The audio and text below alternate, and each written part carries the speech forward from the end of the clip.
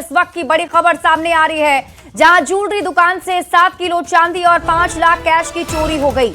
मामला बुद्धा कॉलोनी थाना क्षेत्र के बोरिंग कैनाल रोड की है। शातिर चोरों ने देर रात दुकान का शटर काटकर करीब 7 किलो चांदी और 5 लाख नगद चोरी कर ली। पूरी वारदात दुकान में लगे सीसीटीवी कैमरे में कैद हो गई है। दुकान मालिक का कहना है कि सीसीटीवी फुटेज के मुताबिक रात करीब 2:39 पर 2 युवक दुकान के बाहर पहुंचे और शटर काटकर अंदर घुस गए। चोरों ने सबसे पहले बाहर लगे कैमरे को घुमा दिया और इसके बाद वारदात को अंजाम दिया। चांदी और कैश मिलाकर 22 लाख रुपए की चोरी का आरोप है। फिलहाल पुलिस मामले की जांच में जुटी हुई है। तस्वीर हम आपको दिखा रहे हैं, ये सीसीटीवी फुटेज आप देखें और इस दुकान की तस्वीर आप देख सकते हैं, जहां बताया जा रहा है कि रात करीब 2:39 पर 2 बदमाश इस ज्वेलरी शॉप के अंदर घुसते हैं और आप देखिए तस्वीरों में साफ दिख रहा है, ये नकाबपोश बदमाश जो है वो ज्वेलरी शॉप के अंदर आपको दिखाई दे रहा होगा। ऐसे में कई सारे सवाल हैं जो उठ रहे हैं और न्यूज़ 18 ये सवाल पूछता है कि चोरी की वारदात ने कई सवाल खड़े किए हैं। सवाल ये, क्या रात को पुलिस गश्ती नहीं की जा रही थी? जहां चोरी हुई है वो रिहायशी इलाका है, तो रिहायशी इलाके में भी क्या अब इस तरीके से चोरी की जाएगी? तो सुरक्षा में चूक आखिर कैसे हुई? आरोपियों की गिरफ्तारी कब होगी? तो ये कुछ सवाल हैं जो इस खबर के सामने आने के बाद उठ रहे हैं और न्यूज़ 18 संवाददाता धर्मेंद्र कुमार अधिक जानकारी के साथ जुड़ गए। धर्मेंद्र, रिहायशी इलाके में ज्वेलरी शॉप को निशाना बनाना पुलिस के ऊपर एक बड़ा सवाल जरूर खड़ा करता है और ये कोई पहली घटना नहीं धर्मेंद्र, लगातार ज्वेलरी शॉप में लूटपाट हो रही है। इस तरह की घटनाओं की भरमार यूं कहिए, लगातार इस तरह की घटनाएं होती है, लेकिन सीसीटीवी फुटेज भी मिलते हैं, लेकिन पुलिस कहीं ना कहीं चूक जाती है अपराधियों को पकड़ने में या देर हो जाता है अपराधियों को पकड़ने में। अब सवाल उठते हैं कि देर रात रिहायशी इलाके में चोरी होती है, लेकिन गश्ती दल पूरी तरह से गायब होता है। जो प्रतिष्ठान के मालिक है उनका भी कहना है कि गश्ती दल नहीं रहने के कारण इस तरह की घटनाएं होती हैं और एक चोरी की बड़ी वारदात को चोरों ने जो है वो अंजाम दिया है। जी, अभी कुछ प्रशासन की तरफ से कहा गया, कुछ पहचान हो पाई अपराधियों की फुटेज के आधार पर? जी, अभी तक कोई प्रशासनिक बाइक तक नहीं मिला है। जो प्रशासन के अधिकारी हैं, पुलिस अधिकारी हैं, उन्होंने अभी तक इस मामले में कोई जानकारी भी नहीं दी है। सिर्फ सीसीटीवी फुटेज के आधार पर जो है वो जांच की जा रही है। चोरों तक पहुंचने की कोशिश पुलिस कर रही है। जी ठीक है धर्मेंद्र, आप इस खबर पर नजर बनाकर रखिए। शुक्रिया इस अपडेट के लिए। बढ़ते हैं आगे और दानापुर से आपको बड़ी खबर बताते हैं, जहां दहेज की बली विवाहिता चढ़ गई है। लोको पायलट पति पर हत्या का आरोप है। दरअसल पिटाई करने के बाद गला घोंटकर पत्नी की जान पति ने ले ली। हत्या को आत्महत्या दिखाने की कोशिश की गई और शव को झाड़ियों में फेंककर फरार हो गया। न्यू प्रगति नगर खारजा रोड की एक घटना बताई जा रही है। दानापुर से आपको इस वक्त की बड़ी खबर बता रहे हैं और ये आप तस्वीर देख सकते हैं, जिसमें बताया जा रहा है कि हत्या कर शव को झाड़ियों में फेंक दिया गया।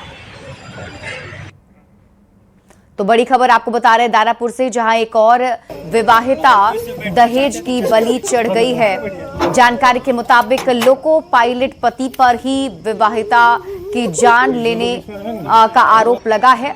बताया जा रहा है कि पीट कर और गला घोंटकर हत्या कर दी गई।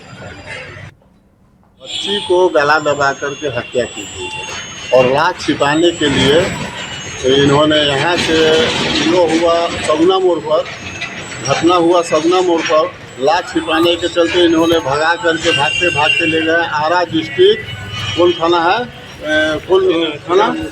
सिन्हा थाना अंतर्गत घाट पर झाड़ी में डेड बॉडी को फेंक दिया गया। प्रशासन को देखा चेक करके भाग गया। दिनांक 12 मई 2026 को सूचना प्राप्त हुई कि हाईटेक अस्पताल के पीछे न्यू मैनपुरा खरंजा रोड स्थित पे एक महिला जिसकी उम्र करीबन 30 वर्ष, उसके पति एवं अन्य ससुराल वालों ने उसका गला दबाकर हत्या कर दी गई है और उसका जो शव है वो छुपा दिया है। सूचना प्राप्त होते ही मृतका के पिता से संपर्क स्थापित किया गया और शव को बरामद किया गया।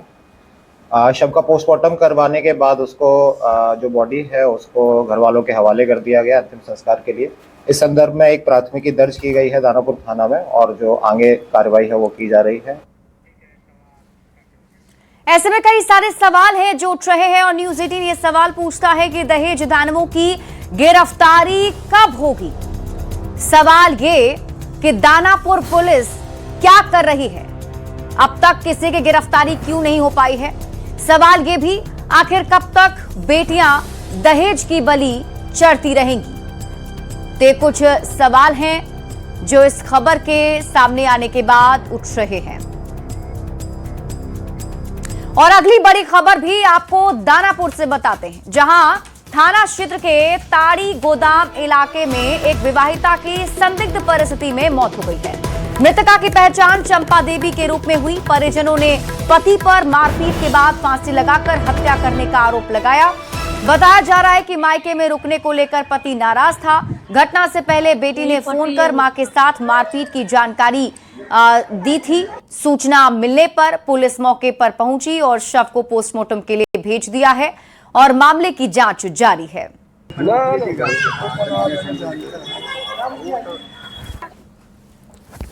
12 मई 2026 को आवेदिका कारा देवी जो कि पति भुवनेश्वर जो कि अकिलपुर थाना की रहने वाली है, उनके द्वारा एक आवेदन दिया गया जिसमें उन्होंने सूचना दी कि उनकी पुत्री चंपा देवी उम्र करीबन 29 वर्ष जो कि ताड़ी गोदाम अखाड़ा दानापुर थाना जिला पटना की रहने वाली है, उनके पति द्वारा उनका और अन्य ससुराल वालों द्वारा उनका गला दबाकर हत्या कर दी गई है। सूचना मिलते ही शव को बरामद किया गया और उसका पोस्टमार्टम करा के उनको शव को घर वालों के हवाले किया गया अंतिम संस्कार के लिए। इस संदर्भ में भी एक दानापुर में FIR रजिस्टर की गई है और जो आगे लीगल कार्रवाई है वो की जा रही है। बच्ची के साथ हमको 9 तारीख के हम और सास के काम था, ये दोनों व्यक्ति गया वहाँ। अब दोनों व्यक्ति में क्या करा, कल 5 बजे उसको घर भेजे, 5 बजे भेजे, 6 बजे हमारे बेटी को मार दिया। क्या लगा कारण? कारण यही है कि तुम एक दिन काहे जाके मैं घर में रह गया, बस यही कारण से हमारे बेटी को मार दिया है। बच्ची से पूछिए कैसे मारा। बांका से बड़ी खबर मिल रही है। घरेलू विवाद को लेकर बहू ने सास की धारदार हथियार से हत्या कर दी है। घटना अमरपुर के सलेमपुर गांव की है। पुलिस ने जब आरोपी बहू बिंदु देवी से पूछताछ की तो उसने हत्या की बात कबूल की है। आरोपी बहू का कहना है कि सास उसे प्रताड़ित करती थी और इसी चलते धारदार हथियार से उसने हत्या कर दी। वहीं पुलिस ने मामले की जांच शुरू कर दी है।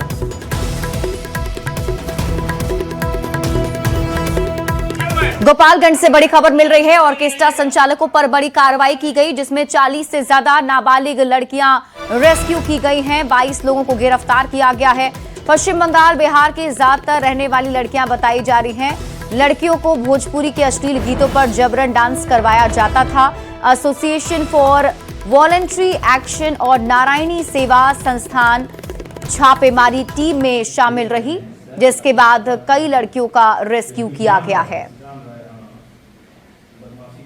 पुलिस ने ऑर्केस्ट्रा संचालकों के यहां छापेमारी कर बड़ी कार्रवाई की है। इस कार्रवाई के दौरान तकरीबन 40 नाबालिग लड़कियों को रेस्क्यू किया गया है, जबकि 22 लोगों को गिरफ्तार किया गया है। और ये कार्रवाई यूपी बिहार के सीमावर्ती इलाके में की गई है। जो कुचायकोट थाना क्षेत्र है उस इलाके में ऑर्केस्ट्रा संचालकों के यहाँ नाबालिग लड़कियों से क्लासिक डांस और एक्स्ट्रा कराया जा रहा था। और इसी सूचना के आधार पर गोपालगंज पुलिस ने एक टीम का गठन किया और टीम ने अलग अलग ठिकानों पर छापेमारी की है। और इस छापेमारी के दौरान तकरीबन 22 लोगों को गिरफ्तार किया गया है, जबकि 40 से अधिक नाबालिग लड़कियां रेस्क्यू की गई हैं। और ये रेस्क्यू की गई तमाम जो लड़कियां हैं वो पश्चिम बंगाल, असम, बिहार के अलावा कई राज्यों की रहने वाली हैं। जो बाकी ऑर्केस्ट्रा जो संचालक है जिनकी गिरफ्तारी की गई है उनके विरुद्ध FIR दर्ज कर कानूनी कार्रवाई की जा रही है। गोपालगंज के SP विनय तिवारी ने कहा है कि जिले भर के जो अन्य ऑर्केस्ट्रा संचालक हैं जिनके यहाँ इस तरह की लड़कियां मौजूद हैं और जबरन काम लिया जा रहा है, उन ठिकानों पर भी छापेमारी और कार्रवाई जारी रहेगी। गोविंद कुमार, न्यूज़ 18 गोपालगंज। बढ़ते आगे और अब बात इस वक्त की बड़ी खबर की नीट पेपर लीक मामले की करेंगे। नीट पेपर लीक मामले में बड़ा पर्दाफाश हुआ है। जयपुर की प्रिंटिंग फैसिलिटी से पेपर लीक हुआ था। जयपुर में एनटीए की प्रिंटिंग फैसिलिटी से पेपर लीक होने की जानकारी है। सीकर के राकेश मंडावरिया को जयपुर में से पेपर मिला है। नासिक से पहली बार व्हाट्सएप के जरिए पेपर लीक हुआ था। तो इस वक्त की बड़ी खबर नीट पेपर लीक मामले से जुड़ी हुई आपको बता रहे हैं। इसमें बड़ा खुलासा हुआ है और अब जानकारी है कि जयपुर से ये पेपर लीक किया गया था। जयपुर में एनटीए की प्रिंटिंग फैसिलिटी से पेपर लीक हुआ। सीकर के राकेश मंडावरिया को जयपुर से पेपर मिला। नासिक से पहली बार व्हाट्सएप के जरिए पेपर लीक हुआ है।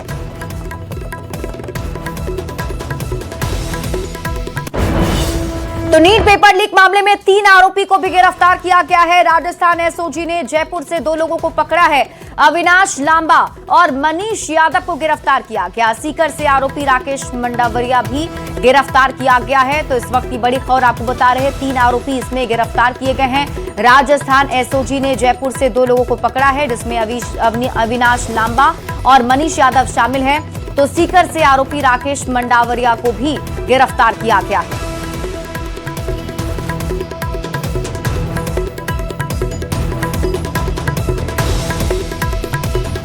तो पेपर लीक के आरोप के बाद नीट परीक्षा 2026 रद्द कर दी गई है। नेशनल टेस्टिंग एजेंसी यानी एनटीए ने नीट यूजी 2026 परीक्षा रद्द कर दी।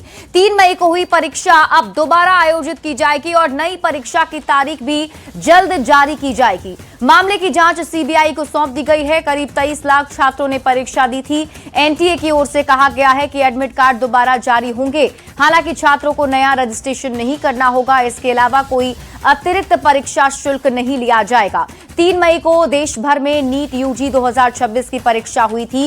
राजस्थान पुलिस के एसओजी के मुताबिक नीट एग्जाम से 15 से 1 महीने पहले से एक केस पेपर नीट एस्पिरेंट्स के बीच काफी सर्कुलेट हो रहा था। ये 150 पेज का गेस पेपर है या क्वेश्चन बैंक है, जिसमें 410 के करीब सवाल हैं। 410 में से 120 सवाल नीट एग्जाम के केमिस्ट्री सेक्शन में हूबहू आए हैं।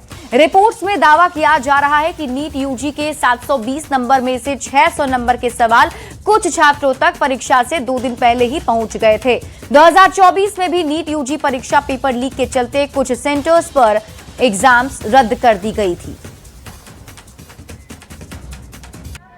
तो नीट परीक्षा अब रद्द कर दी गई है। आपको बता दें 3 मई 2026 को नीट की परीक्षा कराई गई थी, जिसके बाद पेपर लीक का मामला सामने आया और अब ऐसे में परीक्षा रद्द कर दी गई है। और अब दोबारा ये परीक्षा जो है वो ली जाएगी और नीट परीक्षा की जल्द ही तारीख का ऐलान भी कर दिया जाएगा।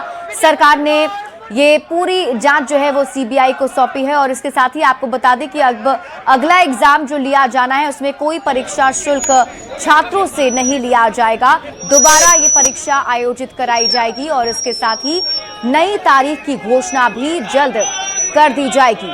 तो पेपर लीक मामले में एनटीए ने बड़ा एक्शन लिया है, जिसमें अब बताया जा रहा है कि नीट परीक्षा को रद्द करने के साथ ही सीबीआई को ये मामला सौंप दिया गया है। सीबीआई आगे अब इसकी जांच पड़ताल करने वाली है। उसका भी कोई अता पता नहीं है, सोच रहे हैं ये नहीं तो वो तो होगा, लेकिन ये लोग कोई एक्शन ही नहीं कर रहे हैं।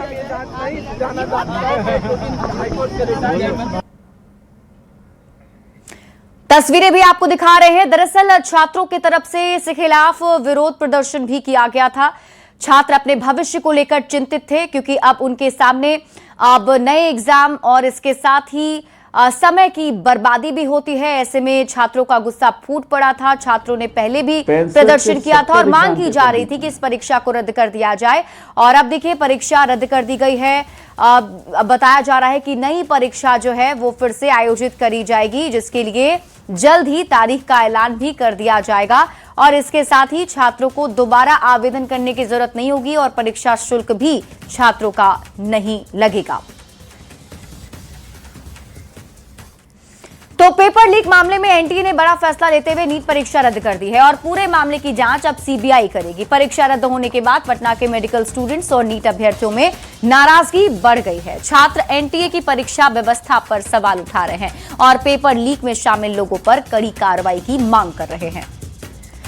तो तस्वीर हम आपको दिखा रहे हैं पटना की, जहां पर देखिए नीट एस्पिरेंट्स जो हैं उनकी नाराजगी अब और ज्यादा बढ़ गई है और वो मांग कर रहे हैं कि कड़ी से कड़ी कार्रवाई हो और इसके साथ ही एनटीए के परीक्षा व्यवस्था पर भी छात्रों ने सवाल उठाए हैं, क्योंकि एक तो भविष्य की चिंता छात्रों को होती है और दूसरी बात उनके समय की भी बर्बादी होती है। अब ऐसे में सभी जो छात्र हैं वो नाराज तो जरूर हैं, लेकिन उम्मीद है कि अब इसमें कार्रवाई होगी और जो आरोपी है उनके खिलाफ कड़ी कार्रवाई हो, ये मांग भी नीट एस्पिरेंट्स, नीट के छात्र कर रहे हैं। तो पटना में नीट की तैयारी करने वाले छात्रों से भी न्यूज़ 18 ने बातचीत की है। क्या कुछ उन्होंने कहा है आपको दिखाते हैं। पेपर लीक को लेकर हुए विवाद के बाद एनटीए ने नीट परीक्षा रद्द कर दी है और देश भर के छात्र छात्राओं को बड़ा झटका लगा है। इस वक्त हम राजधानी पटना के गोल कोचिंग में हैं, जहां पर तमाम छात्र छात्राएं जो हैं एक तरह से तैयारी करते हैं और इस बार कई ने इम्तिहान भी दिया था, लेकिन बड़ा झटका लगा है। सबसे पहले जो यहाँ के एग्जामिनेशन कंट्रोलर हैं उनसे बातचीत करेंगे। क्या लग रहा है, कितना बड़ा झटका है, चूंकि सपनों पर पानी फिरा? देखिए, एग्ज़ाम कैंसिल करना ये एक बार की बात नहीं है, साल दर साल इसी तरीके से होता आ रहा है और एग्ज़ाम कैंसिल करना कोई सॉल्यूशन नहीं है। आप एग्ज़ाम किस तरीके से कंडक्ट करा रहे हैं, आपका काम एग्ज़ाम कंडक्ट कराना है, उसको भी आप सही से नहीं कर पा रहे हैं। सिर्फ आपका काम एग्ज़ाम कराना है और उसको भी आप सही से नहीं करा पा रहे हैं, तो फिर आपका क्या वजूद है, बताइए। अब क्या चाहते हैं आप लोग? सीबीआई जांच होगी? सीबीआई जांच हो या फिर जो भी एजेंसियां जांच करें, हमारी ये मांग है कि इस तरीके का फुल प्रूफ व्यवस्था किया जाए कि आगे से ऐसा कुछ घटना ना घटित हो। जो इसमें जो लोग इन्वॉल्व हैं उनको इस तरीके से सजा, इतना कठोर सजा दिया जाए कि कोई हिम्मत ना करे इस चीज को दोबारा करने। हाँ, दिया इस बार। क्या सोच कर दिए थे कि भाई रिजल्ट तो आ ही जाएगा? आ जाएगा, लेकिन ऐसा तो हुआ नहीं। मतलब पेपर ही लीक हो गया। ये हम लोग को 10 दिन के बाद पता चला कि पेपर लीक हो रहा है। मतलब नंबर अच्छे आ रहे थे तो सोचा था कि मतलब मेडिकल कॉलेज तो मिल ही जाएगा अच्छा सा। मतलब जो पढ़े वो फेल, जो नहीं पढ़े वो पास। जिनके पास पैसा है वो तो पास होंगे ही। ऐसा तो दिख रहा है, सिस्टम इतना करप्ट हो चुका है। स्टूडेंट्स जो इस बार दिए थे उनके लिए बहुत बड़ा झटका है, क्योंकि वो लोग बहुत मेहनत किए होंगे, 10-12 घंटा पढ़े होंगे, इतना एफर्ट्स डाले होंगे, कितना का ड्रॉप लगा होगा, बट वो दिए और लेकिन फिर पेपर लीक हो जाता है और जिनका अच्छा स्कोर होता है वो कैंसिल, बाद में फिर पेपर कैंसिल भी हो जाता है, तो उनके लिए बहुत बड़ा झटका है। करना तो चाहिए लेकिन ऐसा होता नहीं ना है। घटना की पुनरावृत्ति हो जा रही है। साइकोलॉजिकल कितना इसमें असर पड़ रहा है? बहुत स्ट्रेस में जो एग्ज़ाम दिए हैं उनको तो बहुत स्ट्रेस हो जाता है। मतलब अब उतना तैयारी की मेहनत से अब फिर से एग्ज़ाम देना पड़ेगा और एक ही चीज़ को बार बार देंगे तो फ्रस्ट्रेशन तो होगा ही ना। ऐसी सज़ा देनी चाहिए जो आगे चलकर माफिया लोग ऐसा ना कर पाए।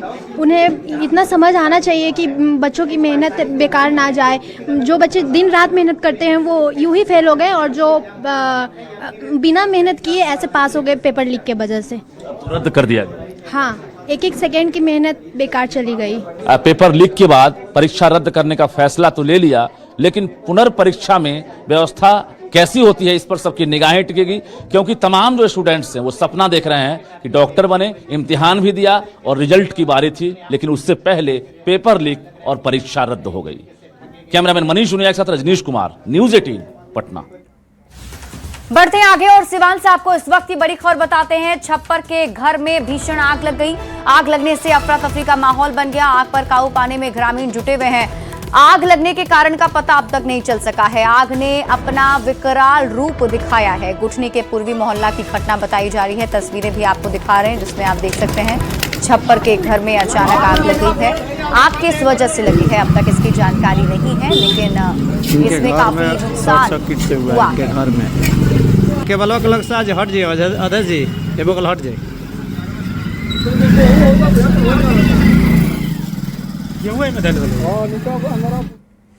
मोतिहारी के कोटवा में एक छात्र की हत्या मामले में पुलिस ने आरोपी सोनू यादव को गिरफ्तार किया है। वहीं पुलिस ने घटना में इस्तेमाल बाइक, जूते और कपड़े भी बरामद किए हैं। कोटवा के एक छात्र रितेश यादव की निर्मम तरीके से हत्या कर दी गई थी। इसके बाद पुलिस की भी परेशानी बढ़ गई, लेकिन पुलिस ने देर रात छापा मारकर हत्या में शामिल सोनू यादव को गिरफ्तार कर लिया।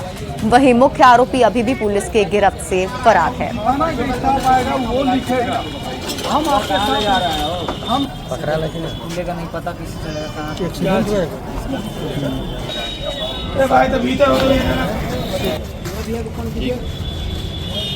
मृतक तथा जो सरोज राय है जो चाकू मारा है अपने साथियों के साथ, इन दोनों के बीच प्रेम प्रसंग को लेकर विवाद हुआ था और जिसमें मृतक रितेश कुमार सरोज यादव को पूर्व में पिटाई किया था, चाकूबाजी किया था, जिसके संदर्भ में कल्याणपुर थाना में 441-25 का दर्ज किया गया था।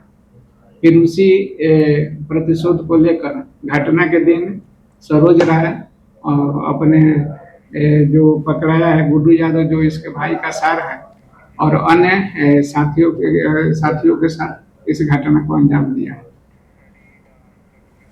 मोतिहारी में कॉलेज के गेट पर छात्र रितेश की हत्या पर डीजीपी विनय कुमार ने बड़ा बयान दिया है और डीजीपी ने कहा है कि किशोर और नाबालिग युवा मिलकर आजकल गैंग बना रहे हैं, सोशल मीडिया पर प्रचार करते हैं और किसी भी वारदात को अंजाम देने के लिए खुद को तैयार करते हैं। समाज में इस तरह का ट्रेंड बेहद खतरनाक है। ऐसे में परिवार और अभिभावकों को अपने बच्चों पर नजर रखने की जरूरत है। स्कूल का एग्जाम देने के लिए एक छात्र गया था, उसके दोस्तों ने ही चाकू मार करके हत्या कर दी। एक यंग युवा 17-18 साल 15-16 साल उसकी उम्र है, उसकी हत्या हो गई। ये नए युवा मिलकर के करीब 10-15 मिलकर के गैंग बना रहे हैं, पूरा गैंग बना रहे हैं, ट्रेनिंग दे रहे हैं, सोशल मीडिया पे प्रचार करें कि मेरा गैंग अभी प्रैक्टिस में है, ट्रेनिंग में है, शीघ्र ही आपको सेवा प्रदान करेगा, किसी भी प्रकार की क्रिमिनल एक्टिविटी करनी है तो वी आर रेडी। और इस तरह की गैंग है तो इसमें एक ऑब्वियसली जो आजकल छोटे छोटे बच्चे हैं तो दे लुक फॉर गर्लफ्रेंड, तो उनका एक दो महिला मित्र भी है और उसको लेकर के लड़ जाते हैं और मर्डर हो गया, आपस में ही मर्डर हो गया। कल की बात, मीडिया में इतना डिटेल में नहीं आ रहा है, हमारे पास सोशल मीडिया का उसका पूरा फुटेज है, मैं देख रहा था। तो इस समाज के अंदर क्या हो रहा है कि छोटे छोटे बच्चे 15 साल के 14 साल के बच्चे, पेरेंट्स को कुछ पता ही नहीं कि वो क्या कर रहा है, इतनी सारी एक्टिविटी कर रहा है, वो पूरा ट्रेनिंग दे रहा है गैंग को और उसके माता पिता पेरेंट्स को पता नहीं कि उसके बच्चे क्या कर रहे हैं और फिर गैंग बना रहा है, फिर हत्या हो जाती है। तो मीडिया में यही आया है कि कॉलेज के गेट पर एक छात्र की हत्या, बट उस छात्र के पीछे का जो वातावरण है वो it is not coming for publication. हमारा है कि जो पेरेंट्स की बहुत बड़ी जिम्मेवारी है कि उसके जो बच्चे हैं, एडोलेसेंट बच्चे हैं, वो क्या कर रहे हैं। चाहे मेल चाइल्ड है तो और ज्यादा सेंसिटिव रहने की जरूरत है कि भाई मेल चाइल्ड क्या कर रहा है, what is he doing. Munger जिले के संग्रामपुर नगर पंचायत क्षेत्र में प्रशासन ने अतिक्रमण हटाओ अभियान चलाया। नगर पंचायत और पुलिस की संयुक्त टीम ने थाना चौक, बस स्टैंड और मुख्य बाजार समेत कई इलाकों में सड़क किनारे किए गए अवैध कब्जों को हटाया है। जेसीबी मशीन से कार्रवाई होते ही बाजार में अफरा तफरी का माहौल बन गया। प्रशासन ने सड़क और सरकारी जमीन पर कब्जा करने वालों को चेतावनी दी है। अधिकारियों ने कहा आगे भी लगातार अभियान चलाकर अतिक्रमण हटाया जाएगा ताकि यातायात व्यवस्था सुचारू बनी रहे। चलने के लिए जितना काफी दिनों से लोगों के द्वारा अपना दुकान के आगे 4-4 फीट 5-5 फीट बढ़ाया हुआ है और हम लोग अंचल के सहयोग से जितना चिन्हित कर रहे हैं उतना अतिक्रमण मुक्त कर रहे हैं। जहाँ तक हम लोग जाएंगे, आज हम लोग बाजार हॉस्पिटल चौक होते हुए अंतिम में नदी तक जाएंगे। अररिया से बड़ी खबर है, जहां 4 महीने में 5 करोड़ रुपए से ज्यादा का स्मैक बरामद किया गया है। ऑपरेशन प्रहार के तहत पुलिस को यह सफलता मिली है। इसके साथ ही स्मैक के तस्करों की भी गिरफ्तारी हुई। एसपी जितेंद्र कुमार ने बताया कि पश्चिम बंगाल के मालदा, दालकोला, पूर्णिया होते हुए स्मैक तस्करी का रूट नेपाल के अररिया तक पहुंचता है। ऐसे में हम लोग आम जनता की सूचना पर लगातार सूखे नशे के सौदागरों पर नकेल कसने में कामयाब हो रहे हैं। एसपी ने आम जनता से ऑपरेशन प्रहार में सहयोग देने की अपील की है। में सूखा नशा को लेकर के लगातार कार्रवाई किया जा रहा है। ऑपरेशन के तहत इस पर जो है प्रहार किया जा रहा है। अभी तक जो साल 2023 में जो रिकवरी हुई थी वो 1 किलो 92 ग्राम था। 2024 में 1901 ग्राम था। 2025 में 2612 ग्राम था।